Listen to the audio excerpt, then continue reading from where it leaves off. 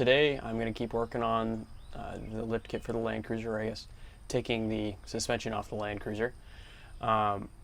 Switching to the passenger side today. I wanted to test out how the PB blaster, that's what it's called, how the PB blaster worked on the nuts on this side. And also going to try something a little different, as in I'm kind of back off using the impact wrench unless it absolutely needs it. I know it's been making my life a little bit easier to some extent, but at the same time it's also been making it harder because I keep stripping bolts. So I'm going to try not to do that today. Also, I've got some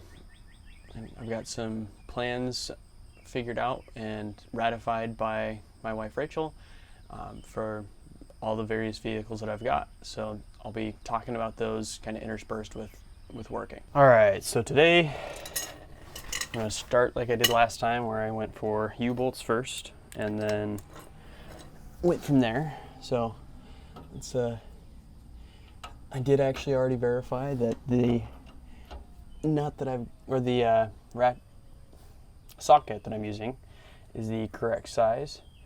Let's see, that feels like it's not going the right way.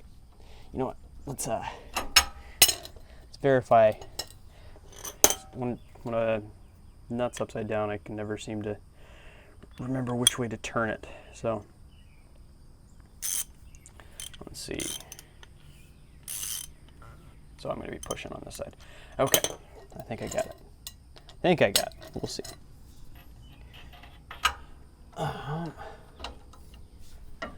So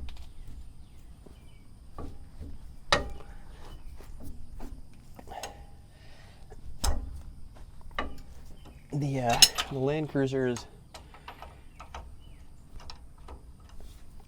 working hard to work against me as usual. I don't think there's any real surprise on that part of it.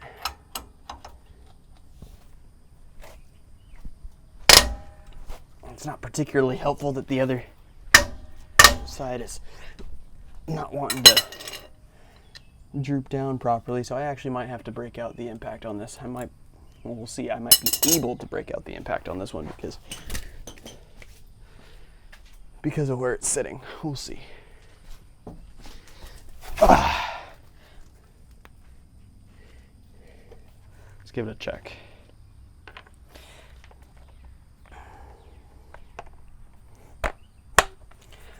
All right. I'm gonna fit on there. Not even close. All right. Still need that.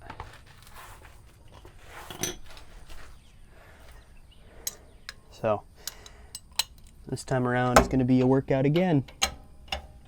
Surprise, surprise.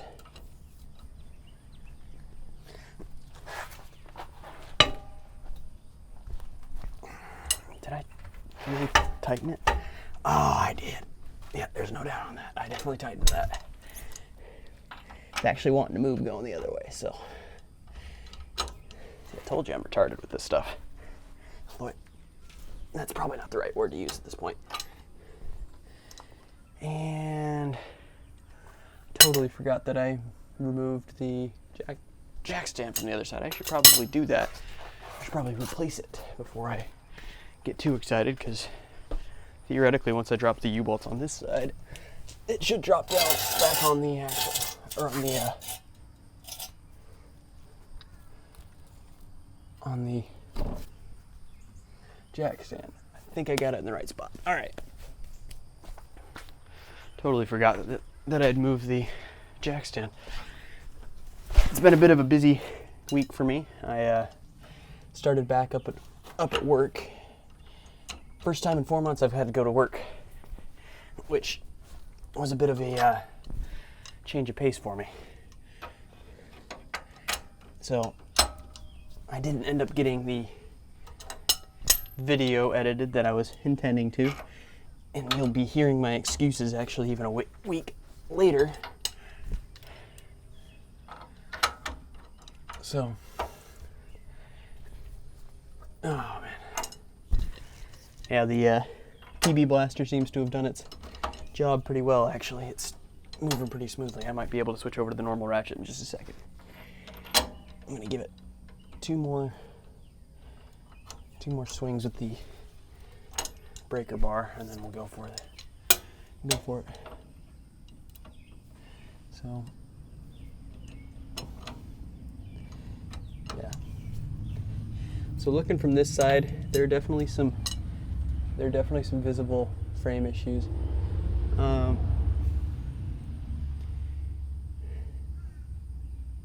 But I think we should be all right for at least a daily driver. I don't know if I'll be able to use it as anything else for quite a while, just because of the nature of that. But let's see. But or the nature of the rust that we're seeing, which is kind of a bummer because I was hoping to be able to get this thing out wheeling and all that kind of stuff a lot earlier than. Oh, did I really just tighten that? I think I might have. I don't know what I'm doing, guys.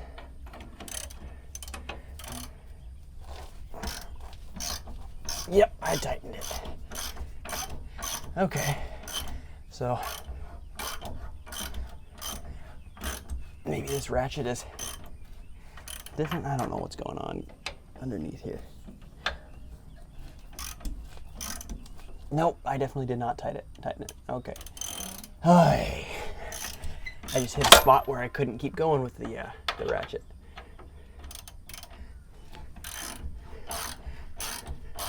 Well,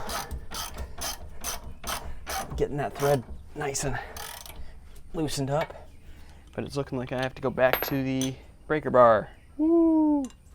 Breaker bar. So much fun.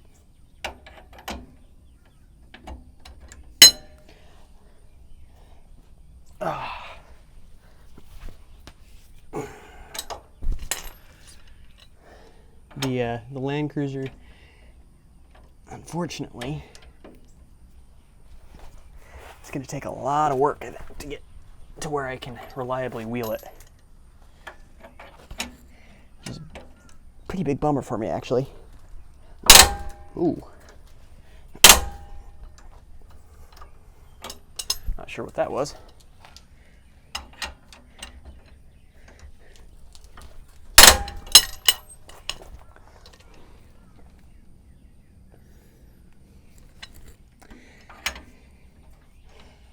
Because I was really hoping to have this good to go as a kind of family adventure vehicle a lot sooner than what it's appearing it's going to end up being. We're busting through a lot of rust right now, apparently.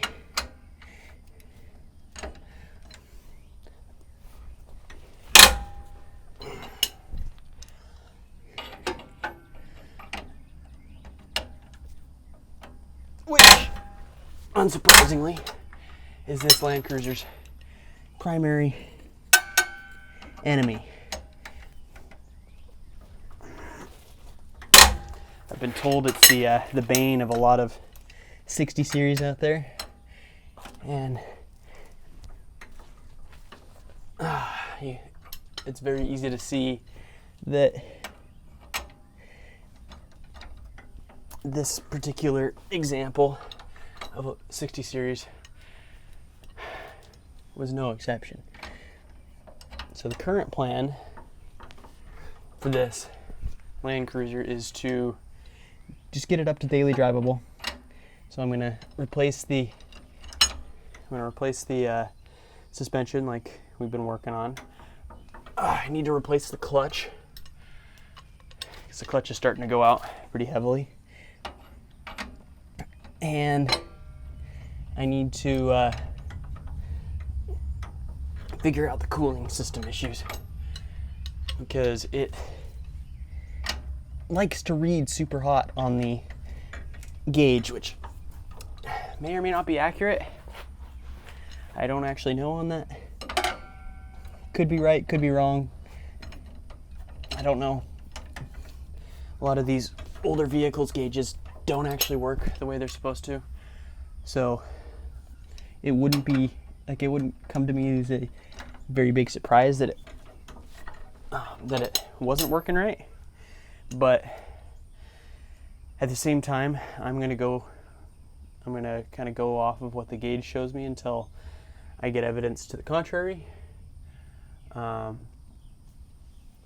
And the plan, currently at least, is to get some kind of auxiliary gauge that reads out in degrees rather than in scale of hotness, because the hot scale is only useful when dating, and I'm married, so I don't need that. I want to get something that actually reads in degrees so I can see if the gauge is actually accurate, and then go from there on that. So if the gauge is actually reading correctly and it is getting almost to red line on water temperature after about 15-30 minutes of driving, then that's a problem. If the gauge is not reading accurately and it's actually running just fine, then I can either buy a new gauge or keep using the auxiliary one like what I've talked about. So that's kind of where I'm at for that. If the gauge is reading accurately, obviously something in the cooling system is going to need to be replaced. Potentially either the thermostat or the radiator, one of the two. Not sure yet as to which.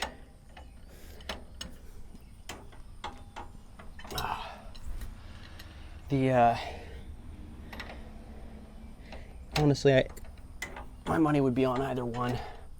I know with old vehicles like this, the cooling system is always the Achilles heel. For whatever reason, just seems to be how it is. So let's see if I can't use the okay. Oop.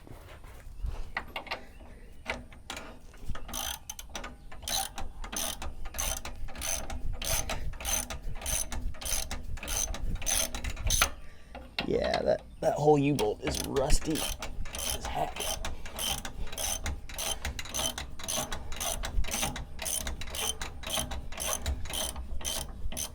Oh, man.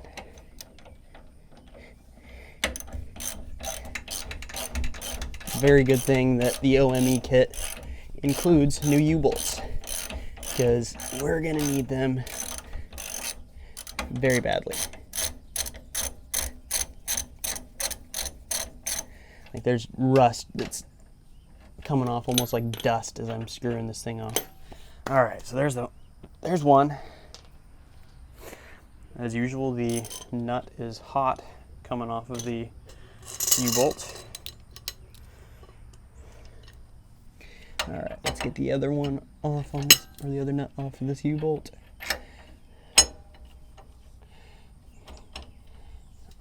Oh, that one's coming off easy. I'm going to try the ratchet just straight off on that one.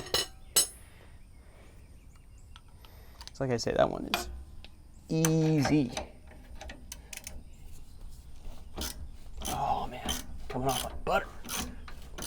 We'll see how far that lasts, because knowing my luck, it will not. Can always hope though.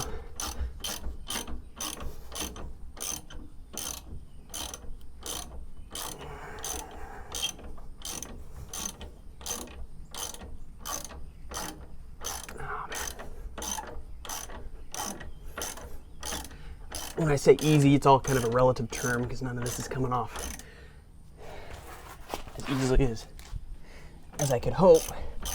It's not like a bolt coming out of a brand new vehicle, but it is coming out. We are making progress. Just want to make it clear, though, there is definitely effort involved with this. I tried to get this started early today because it's going to be as hot as it's been out here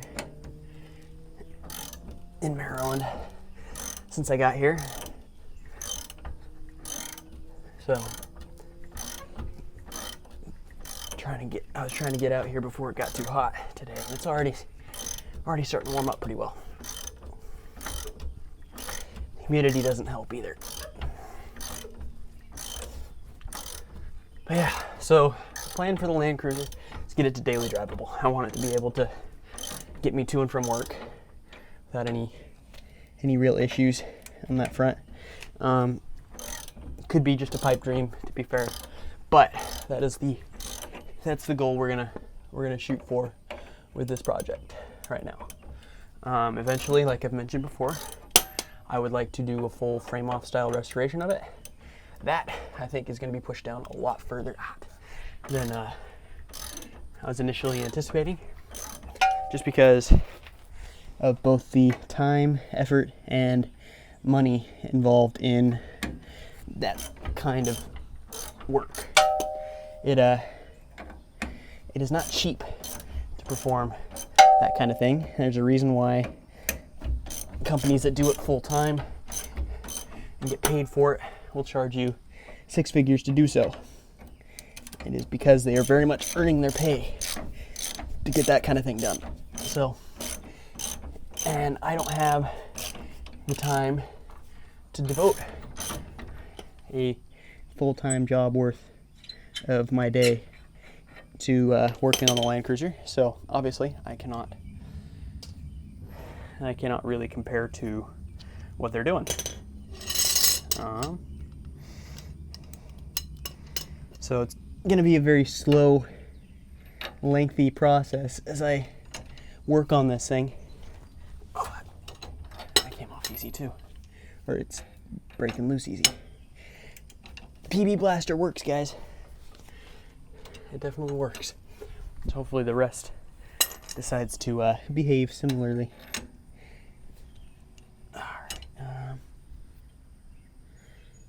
Let's see, do I want to... Let's see the other one, because I want to get the hardest to work on one off first. Oh, they're both easy. Okay. All right.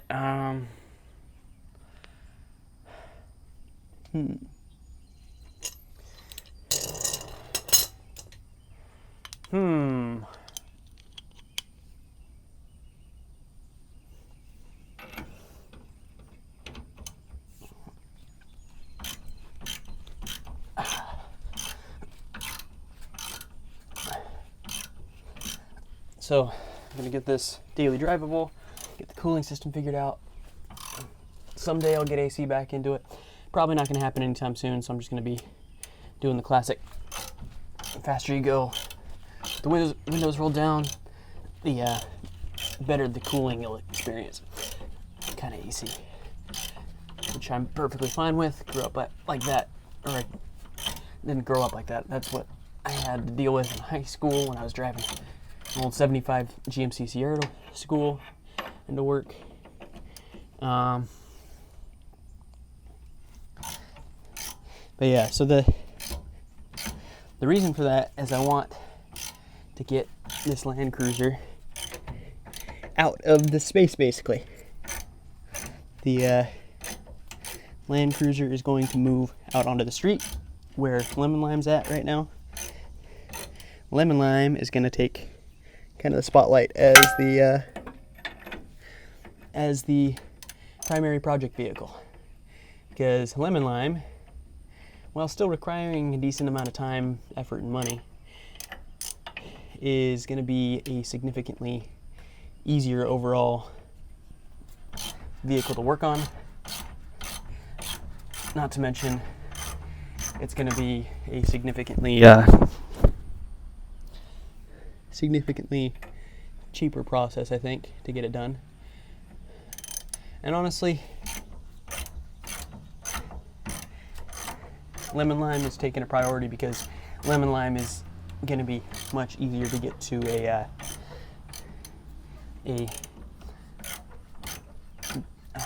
an adventure mobile kind of state, so I can actually get it out and use it. So, admittedly, I'm not going to be putting basically any money into either of these vehicles beyond the parts that have already been purchased. I have an additional plan to kind of work with that it's going to take a priority for my budget. I'm sure many of you at this point have seen the release video for the new Bronco that will be hitting dealerships sometime in the middle of 2021. And if you're like me at all, the prospect of a new Bronco is exciting. I've got my Jeep, I've got my Land Cruiser, I've got my Ranger,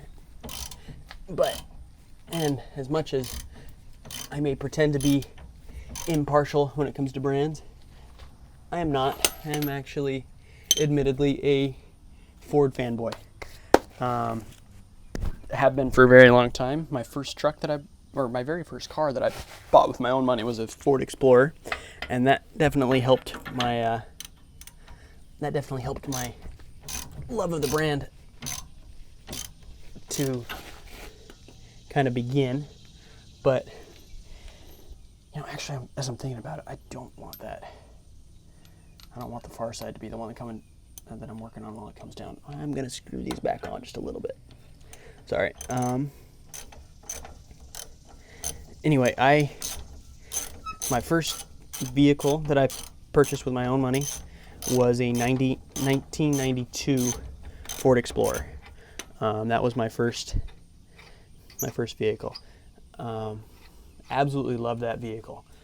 It only had about 130,000 miles on it. It was in fairly rough shape body-wise.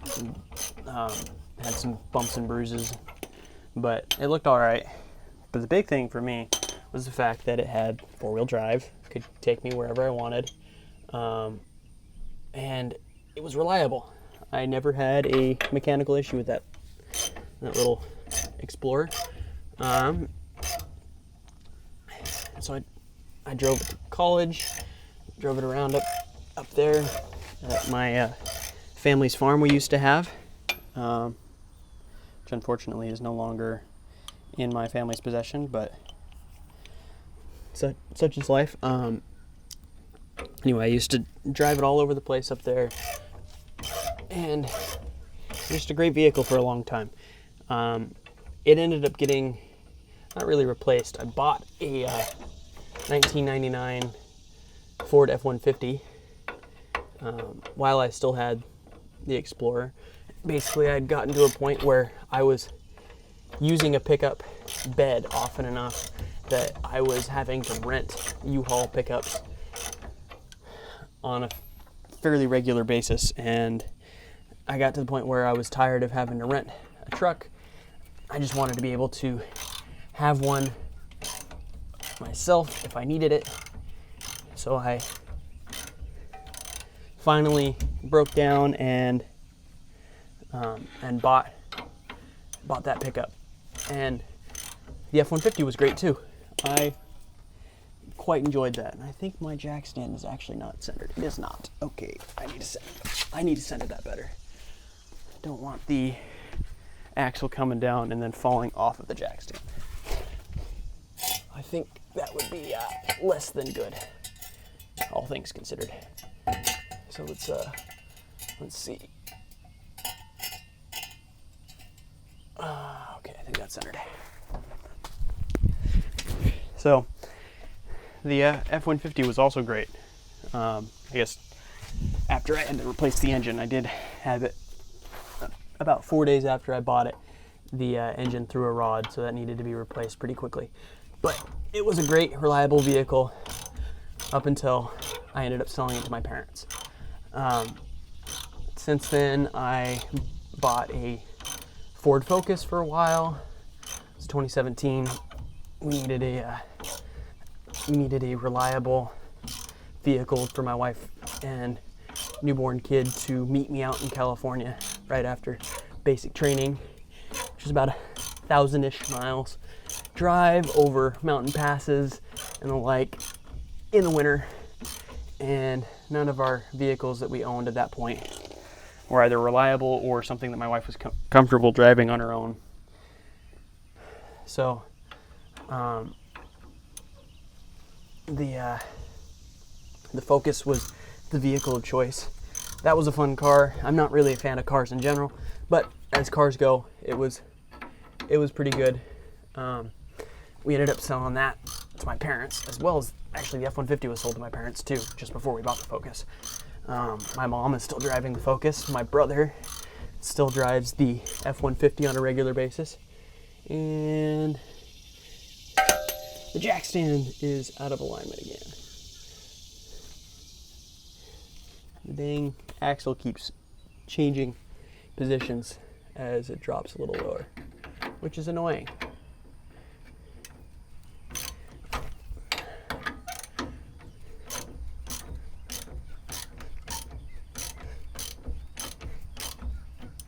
How much further we got? All right. But yeah.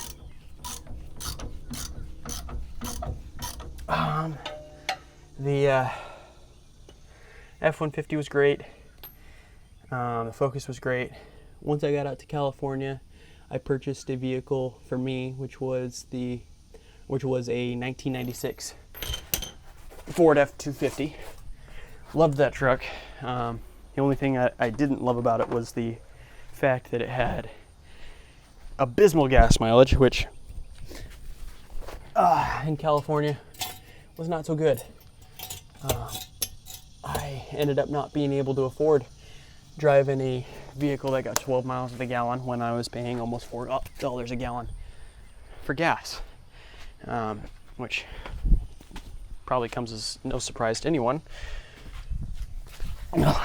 But the F-250 was a lot of fun. It towed great the couple times that I had to tow with it. That 460 is a monster engine for that time period. But like I say, it just wasn't economical enough for my family. I ended up trying to sell it, which is actually what I ended up trading it for. It was my first Jeep that I've ever owned, a 1993 Wrangler YJ, which was a lot of fun. But anyway, I've had a lot of Fords, had a lot of little microphone wind thingy fell off. I need to get that better attached. Anyway, I've had a lot of Fords, had a lot of other vehicles, and at the end of the day, I am a Ford fanboy. And I'm also not afraid to be a guinea pig when it comes to this kind of stuff. When it comes to brand new vehicles and I guess brand new model lines.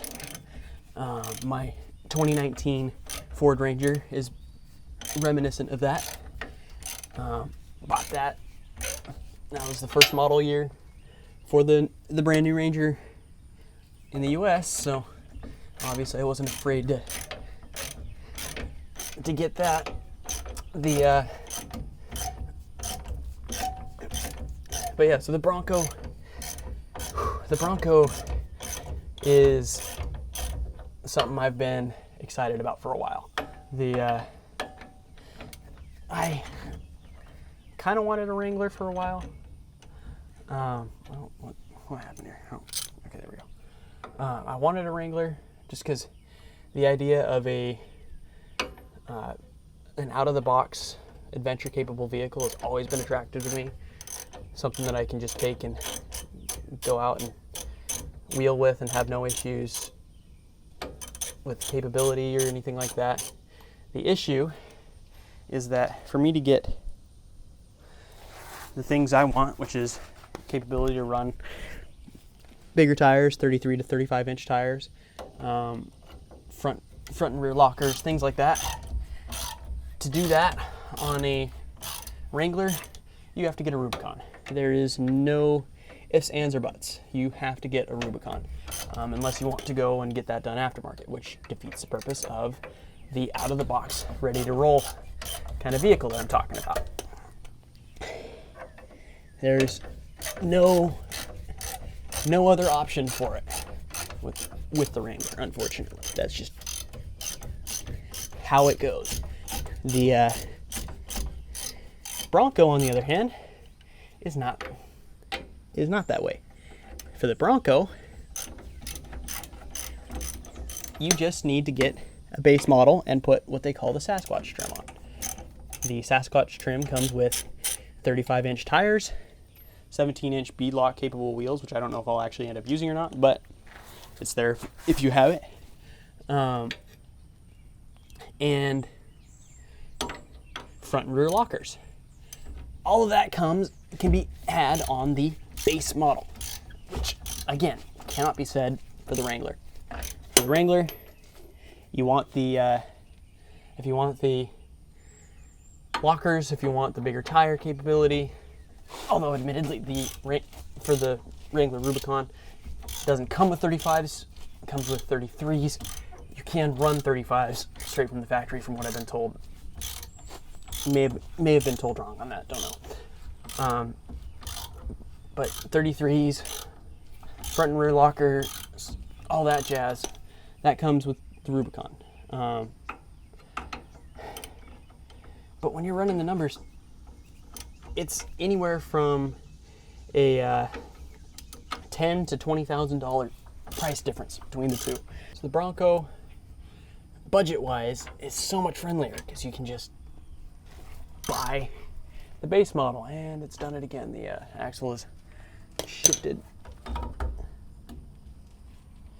forward. I don't know why it keeps doing that, to be honest, but I will move it one more time. Hopefully this is the right spot for it. You can see the U-bolts are popping out on that side, so hopefully that does it. Anyway, the Bronco is a stock vehicle that has all the things that I'm wanting, and it's anywhere from $10,000 to $20,000 cheaper, depending on how you end up configuring it.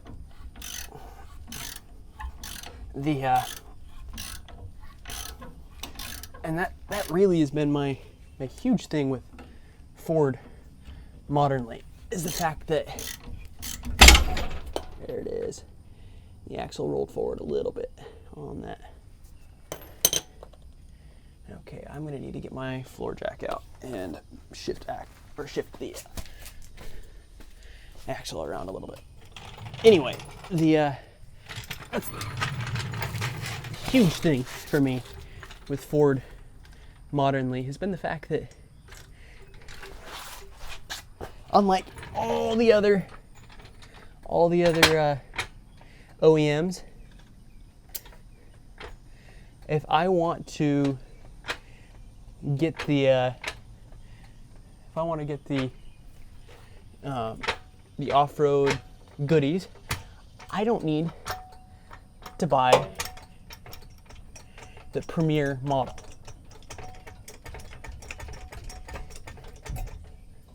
For the Wrangler, I have to buy the Rubicon. For the Tacoma, I have to buy like the TRD Off-Road or Pro. For the Colorado, I can't remember what the trim level is. You have to go on that. But regardless, for all of these various vehicles, for me to get the off-road goodies, which for me is off-road tuned suspension, which isn't that big a deal, honestly. Most factory suspension isn't that great, but off-road tuned suspension, and specifically the For me, it's the lockers that are my big draw for any of these vehicles. Okay, that is properly centered. It looks like I'm going to need to replace some seals. Anyway, the lockers are what I'm wanting. I'm going to need to get some more diff fluid too. So I am leaking diff fluid out of the top of the drive line, or I guess the top of the U-bolt on the third member there. The Rubicon is a great vehicle all in all. I'm a fan of the Rubicon Wrangler. Really do like the ability that you have with it to have a solid axle vehicle that you can run 35-inch tires on stock. Don't get me wrong, I do actually like the Wrangler, and it was a real tempting vehicle for me for a while. But that said, it's too dang pricey. I cannot afford to be buying that kind of, or to be spending that kind of money on a vehicle. And even if I could afford it, honestly, it just feels like a waste, because the Rubicon is, ouch, it is a cool vehicle, but that extra $15,000-$20,000, or $10,000 to $20,000 I'm talking about spending with the Bronco versus the Rubicon, there's so many things that you can do with that. I could modify the vehicle additionally. I could purchase gear, but ultimately, like, the big thing is that it isn't even just things you can buy with it. It's the fact that I can go on so many more trips with the money that I save compared to with a Bronco compared to a Wrangler. So for me, it was kind of a no-brainer. What's this building up to, you might ask? Well, I did it. I put in a reservation for a Bronco. I am planning on buying the base model, like I mentioned, with hopefully with the, or not hopefully, but with the Sasquatch trim. I'm planning on I am planning on getting the 2.3 straight 4-cylinder engine, as well as the as well as the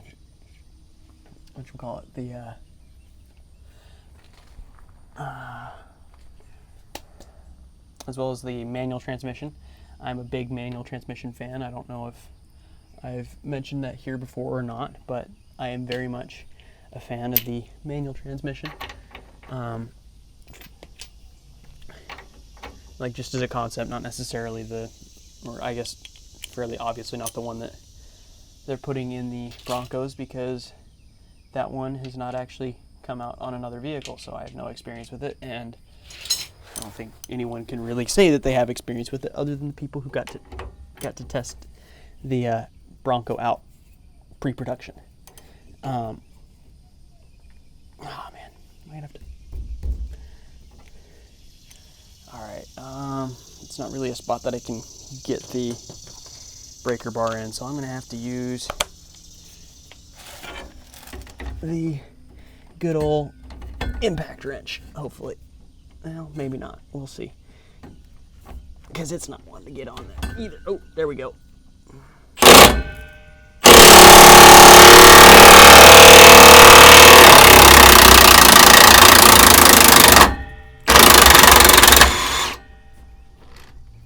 Oh, no.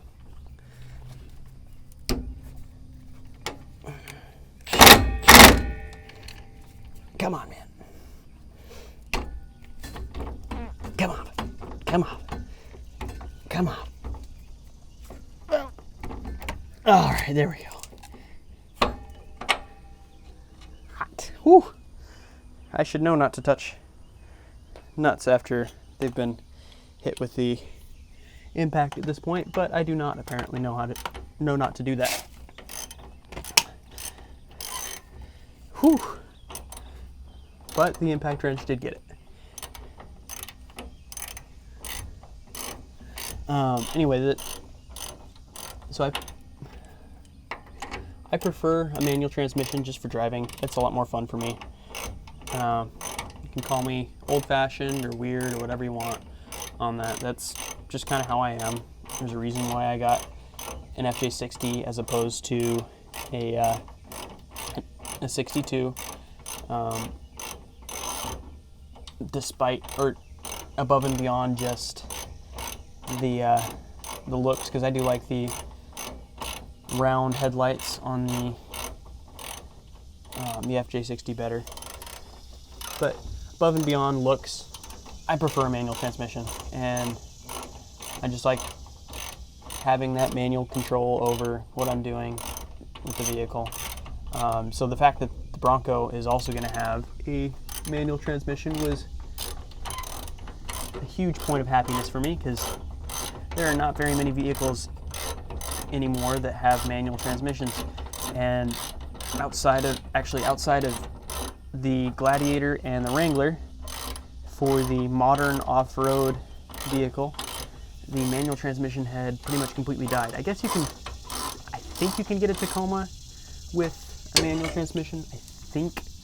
I don't actually know on that, and like I think I saw it on the website when I was looking at trucks back when I bought the Ranger, and that with like the base model trim you could get it or something along those lines. I don't remember, to be honest. It's been a while, and why does it feel like that's spinning but not actually making any progress? Oh wait, no, maybe. Okay, yeah, we're making progress. Anyway,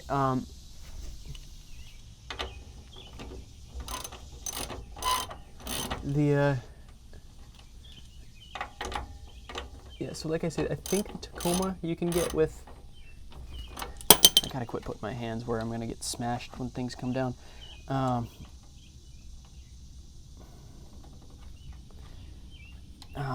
Anyway, I'm like 99% sure you can get the Tacoma in a manual transmission. I am also 99% certain it is not a very common option. And I think that probably most if not all of the trucks you see out on the lot for the four-wheel drive Tacomas are not going to have that as being available. Is this thing spinning?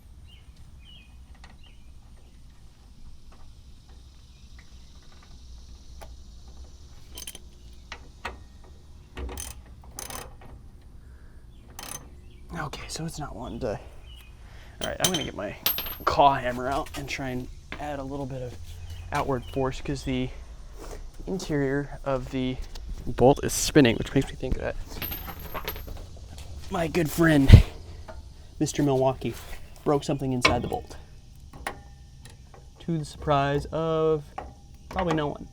Should be no one at this point, because I have a habit of breaking pieces with Mr. Milwaukee. So let me know in the comments if this surprised you at all that I broke something with the Milwaukee.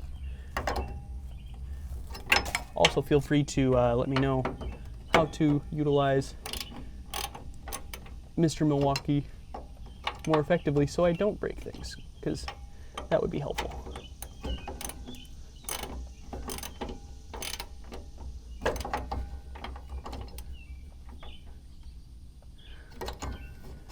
Like I say, novice mechanic.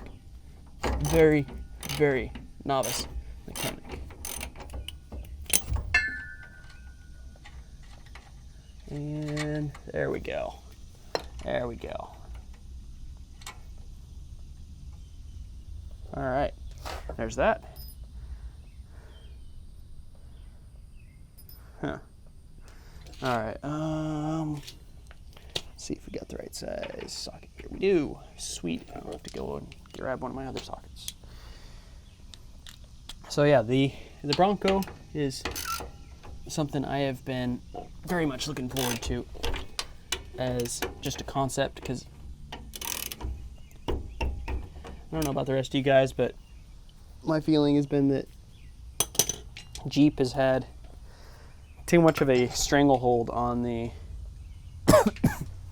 off-road vehicle market for a very long time, and I am very happy that we're getting an option that is not just the Wrangler. That is definitely the 11 millimeter. Where's my 12? Because I think it might be a 12. Yep, it's a 12. All right. I was trying to strip out yet another bolt head with my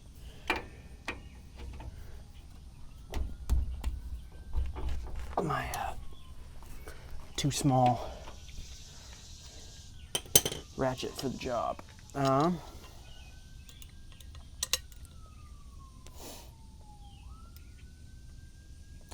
Yes, I think I was.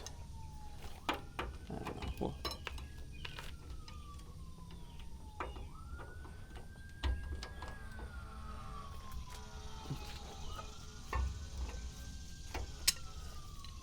okay, there we go. The Bronco as a concept has always been exciting for me. When they announced they were going to bring it back, I was like, yes, maybe something can compete with the Jeep. Maybe we can see some more competition out in the market in general. Competition is always good for innovation, and Jeep having a monopoly meant they could just kind of sit on their throne and not actually innovate at all. They innovated a little bit, sure, but now hopefully we'll see some real strides on their part towards some cool things from them. We'll see.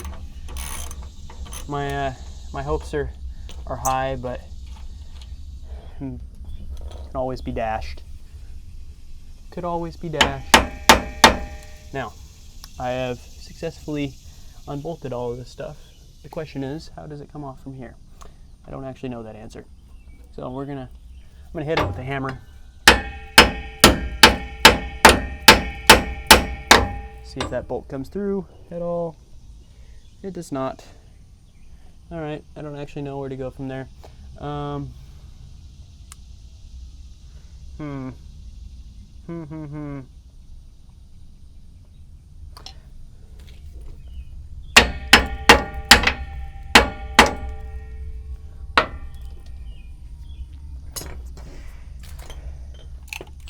So yeah, like I say, I'm going to buy a Bronco. For me, the wrenching part is a lot of fun. I do actually very much enjoy the repair and build aspect of what I'm doing here.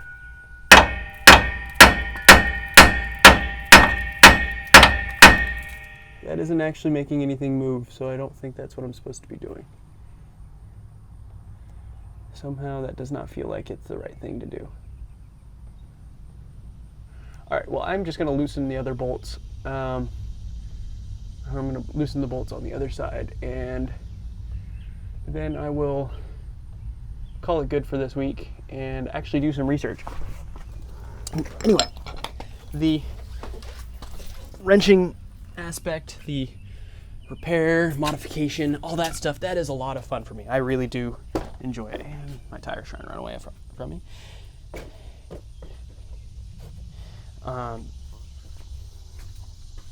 Both on the Land Cruiser and on the Jeep. That has been a very enjoyable part of the process for me. But, there's a big but here. Just because that's enjoyable does not mean that I want to just do that. I do actually want to get out there on the trails. I do actually want to be able to at some point run cool trails, go on cool adventures, all that kind of stuff, right? Like, I don't know, mate, like that's been a huge drive for me as well. So I'm not really willing to completely give that up, because unfortunately, I guess focusing on just the Land Cruiser and the Jeep would unfortunately require me to essentially give that up, because I don't actually have a very good working off-road vehicle at the moment. The Bronco theoretically would solve that for me. All right, well, now the nut's stuck in there. Let's there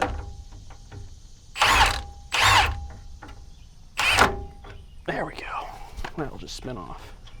Beautiful. So the Bronco with 35-inch tires and front and rear lockers,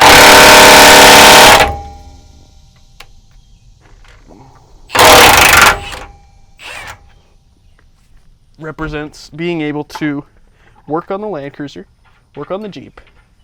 Both of those things kind of at my whim, at my kind of pleasure, I guess. And then still being able to go out and wheel. I can go out and go on adventures and have a lot of fun with a vehicle that is out of the box, capable of doing what I want it to do. So, and again, coming back to the Ford fanboy thing, I really did like the Wranglers, or I really do like the Wranglers. I am very much a fan of Jeep, but it is not nearly the level that I'm a fanboy of Ford. And so, while the Wranglers were very tempting, the level of temptation was never quite the same as with the Bronco when this came out. Like it went from being mildly tempting to go out and get a Wrangler to I gotta have it kind of thing with the Bronco. So I am ready to be a guinea pig once again on the brand new vehicle lineup thing. We'll see how this goes. And I'll keep you guys updated as the process goes through for both the ordering and the actual delivery, purchase, all that kind of stuff for it. I'll make sure to update here on the channel, but as of right now, all I've done is reserve it, and that process is pretty uncomplicated. All you do to reserve it is go onto their site, say I want a base model or Badlands model or whatever trim level you're looking for. Pay your $100 to put in a refundable deposit, and then you got your reservation made. They'll contact me theoretically either in October or November, sometime around there. We'll start finalizing the order, and theoretically it will ship sometime early to mid next year. They're estimating somewhere around March to May. Probably, honestly, it's going to be closer to May, especially for those of us who are not buying the quote-unquote first edition, which was a limited run of vehicles. I'm going to bet you that those 3,500 Broncos will get theirs in March. The rest of us will have to wait until closer to the end of April or early May. So, like I say, I'll keep you guys updated. It should be great. I am very much looking forward to it. My wife could tell you about how excited I was for the whole release and all that. So I have finished what I set out to do today. Hopefully you guys enjoyed this video. Feel free to like, share, subscribe, all that fun stuff. I have started a Patreon page, which I'll put a link to it in the description. Obviously, I'm not asking for you to actually donate anything at this point, because if you're actually donating at this point or becoming a patron at this point, be more out of pity than anything else. I don't think I'm providing anything that's that high quality yet. But I wanted to have it established for eventually when I do actually start providing quality material. I would like to, I guess not make good money out of it, but I would hopefully like to get my expenses paid for in regards to website hosting and things like that. So feel free to check that out. And like I say, like, share, subscribe. I'm hoping to post a video every week.